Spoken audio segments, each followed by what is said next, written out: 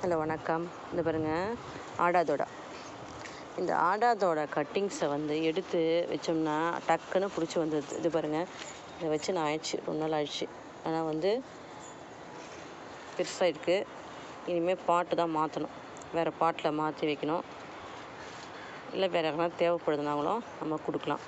இந்த பிளான்ட்டு ஆடாதோடா நல்ல ஒரு மெடிசினல் பிளான்ட்டு. கண்டிப்பாக ஒவ்வொரு வீட்லையும் இருக்க வேண்டிய ஒரு தாவரங்களில் இதுவும் மூலிகை தாவரம் ஒன்று.